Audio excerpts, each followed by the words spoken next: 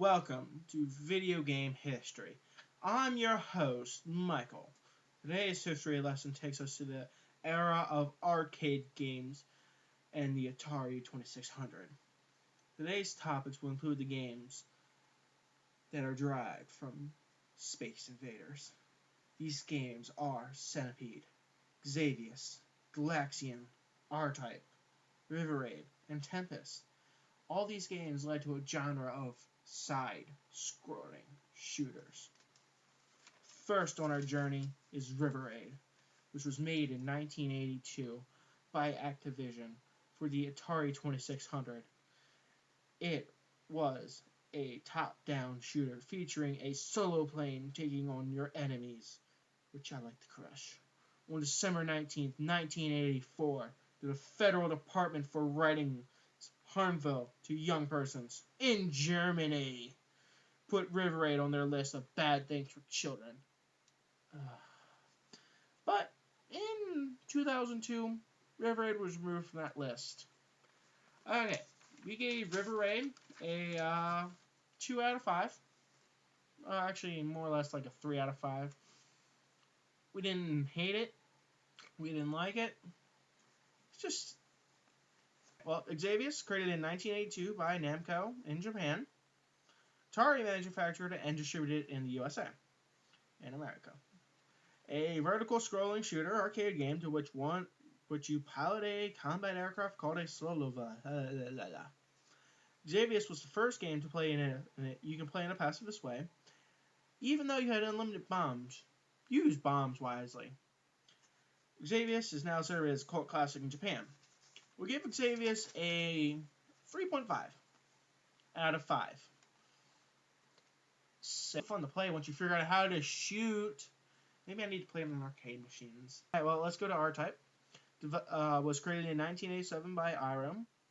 R-Type is a side-scroller shoot-'em-up arcade game. You pilot the space fighter R9A Arrowhead to defend humanity against a mysterious but powerful life form known as Bido. R-Type is still recognized as a classic arcade shooter and is hard, as said by IGN, which ranked it 7th in their hardest game list. We gave it a 5 out of 5, more or less because I kept saying R-Type, R-Type, R-Type, R-Type. In 1980, Atari developed a top-down shooter called Centipede.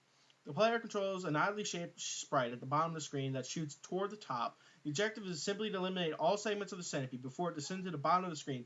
To impede the player, the centipede has 2 defenses. First on the mushrooms, which each take 4 hits to eliminate. Pretty annoying when they respawn at the beginning of a level. These would be a problem if they weren't for the annoying spiders, were pretty much more annoying than you actually think they were. We gave Centipede a 4.5 out of 5, more or less because of the spiders. We hate them. Yes, we do. Okay. Due to the success of Space Invaders, Namco of Japan decided to make a version of their own. The end result was a pioneer of gaming technology, aside from being the first to display all RGB colors. You know, the yellow, white, and red plugins in the back part of your TV. Those. It had animated sprites, as well as full background music. The player pilots a spaceship at the bottom of the screen. The objective is to eliminate waves of enemy while avoiding enemy fire and kamikaze attacks. It makes it painfully obvious that the enemy doesn't like you. In America. It's Tempest. 1 year after releasing Centipede, Atari was back at creating yet another shooter. Concept was to emulate 3 dimensions by the player flying down a tube while clearing enemies. There are 5 types of enemies, each with its own unique characteristics. As innovative as it was for its time, the game is difficult to adjust to, but easy to manipulate. The player just fired and moved at the same time. The game comes endless and rather dull. Okay. A rating for Tempest. I wanted to give it a 3. I was going to give it a 4. One of other people wanted to give it a 1 because he hated it. That's it for our history for today, and goodbye.